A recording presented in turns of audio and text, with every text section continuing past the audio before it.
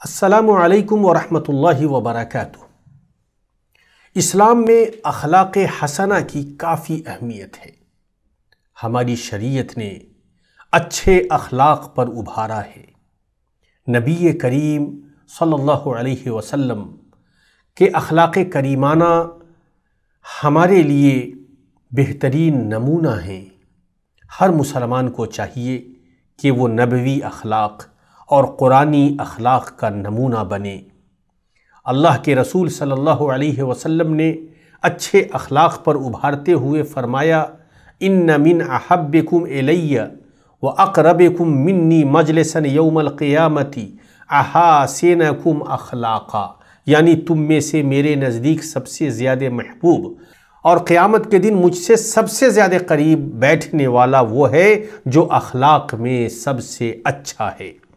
سامعین کرام، اسلام نے اخلاق حسنہ کی تعلیم دی ہے اور آپ کے جو رشتہ دار ہیں، جو قریبی ہیں، جو پڑوسی ہیں، ان تمام کے ساتھ اچھے سلوک اور اچھے اخلاق کی تلقین و تعلیم دی ہے۔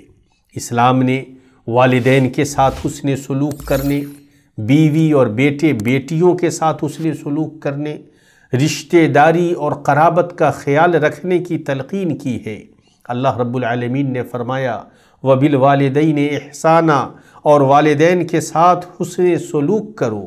اور اللہ کے نبی صلی اللہ علیہ وسلم نے فرمایا، خیرکم خیرکم لأہلہ وَأَنَا خَيْرُكُمْ لِأَهْلِي، یعنی تم میں کا بہتر شخص وہ ہے جو اپنے اہل و عیال کے لیے بہتر ہے، اور میں تم میں اپنے اہل و عیال کے لیے سب سے بہتر ہوں۔ اللہ کے رسول صلی اللہ علیہ وسلم نے دوسری جگہ ارشاد فرمایا، من سرہ ان یبسط لہ فی رزقہ او ینسأ لہ فی اثرہ فلیصل رحمہ، یعنی جسے یہ بات خوش کرے کہ اس کی رزق میں کشادگی کی جائے یا اس کی عمر لمبی کی جائے تو وہ صلہ رحمی کرے۔ سامعین کرام، اسلام نے اچھی بات، پاکیزہ گفتگو، صدق، بشاشت، تبسم اور مومنین کے لیے تواضع جیسے اعلیٰ اخلاق پر ابھارا ہے۔ اللہ رب العالمین نے فرمایا، وَقُولُوا لِلنَّاسِ حُسْنًا، اور لوگوں سے اچھی بات کہو۔ اور اللہ تعالیٰ نے فرمایا، یا ایہا الذین آمنوا اتقوا اللہ وکونوا مع الصادقین، اے لوگو جو ایمان لائے ہو، اللہ کا تقوی اختیار کرو اور سچوں میں سے ہو جاؤ۔ اور اللہ کے رسول صلی اللہ علیہ وسلم نے فرمایا، الکلمۃ الطیبۃ صدقہ، یعنی اچھی بات صدقہ ہے۔ اور اللہ کے رسول صلی اللہ علیہ وسلم نے فرمایا، تبسمک فی وجہ اخیک لک صدقہ، یعنی تمہارا اپنے بھائی کے سامنے مسکرانا صدقہ ہے۔ اور آپ صلی اللہ علیہ وسلم نے فرمایا، ما تواضع احد للہ الا رفعہ اللہ، یعنی جو بھی اللہ کے لیے تواضع اختیار کرتا ہے اللہ اس کے درجات بلند کر دیتا ہے۔ سامعین کرام، زبان کی حفاظت کا حکم آیا ہے اور اس کی تلقین کی گئی ہے۔ اللہ رب العالمین نے فرمایا، ما يلفظ من قول الا لديه رقیب عتید، یعنی انسان منہ سے کوئی لفظ نہیں نکال پاتا مگر کہ اس کے پاس نگہبان رہتا ہے۔ اور اللہ کے رسول صلی اللہ علیہ وسلم نے فرمایا، وَمَنْ كَانَ يُؤْمِنُ بِاللَّهِ وَالْيَوْمِ الْآخِرِ فَلْيَقُلْ خَيْرًا أَوْ لِيَصْمُتْ، جو اللہ اور آخرت کے دن پر ایمان رکھتا ہے تو وہ اچھی بات کہے یا خاموش رہے۔ زبان کی حفاظت اس طرح ہوگی کہ برے الفاظ اپنی زبان سے نہ نکالیں، لعن طعن اور گالی گلوچ سے اجتناب کریں اور غیبت سے بچیں۔ غیبت یہ ہے کہ اپنے مسلم بھائی کی غیر موجودگی میں اس کا ایسا ذکر کریں جو اسے ناپسند ہو۔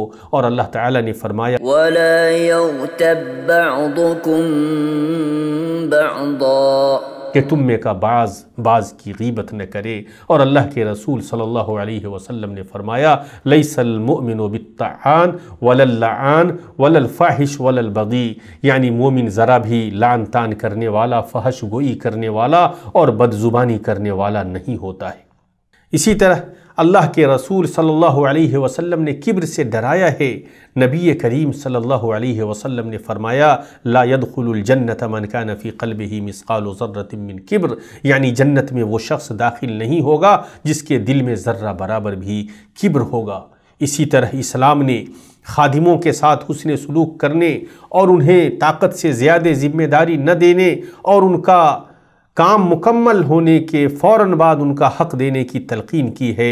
اللہ کے رسول صلی اللہ علیہ وسلم نے فرمایا کہ تمہارے خادم بھائیوں کو اللہ تعالیٰ نے تمہارے تابع بنایا ہے، تو جس کا خادم بھائی اس کے تابع ہو تو اسے وہی کھلائے جو وہ خود کھاتا ہے، اسے وہی پہنائے جو وہ خود پہنتا ہے، اور انہیں ایسی ذمہ داریاں نہ دے جو ان پر غالب آ جائیں، اور اگر انہیں کوئی ذمہ داری دے تو ان کی مدد کرے۔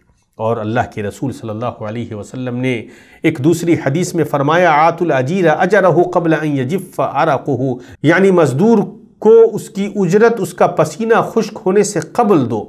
اللہ کے رسول صلی اللہ علیہ وسلم کا یہ قول اخلاقی اصول کا بہت جامع قاعدہ ہے۔ آپ صلی اللہ علیہ وسلم نے فرمایا لا یؤمن احدکم حتی یحب لاخیہ ما یحب لنفسہ، یعنی تم میں کا کوئی اس وقت تک مومن نہیں ہوگا جب تک کہ وہ اپنے مومن بھائی کے لیے بھی وہی پسند نہ کرے جو اپنے لیے پسند کرتا ہے۔ سامعین کرام، جن اخلاقی تعلیمات کو یہاں پر بیان کیا گیا ہے، ہمیں ان اخلاقی تعلیمات سے اپنے آپ کو آراستہ و پیراستہ کرنا چاہیے تاکہ ہم اسلامی اخلاق کے علم بردار بن سکیں اور انہیں اپنا سکیں۔ اللہ رب العالمین سے ہم دعا کرتے ہیں کہ اللہ رب العالمین ہمیں اعلیٰ اخلاق اختیار کرنے کی توفیق عطا فرمائے، آمین۔ والسلام علیکم ورحمۃ اللہ وبرکاتہ۔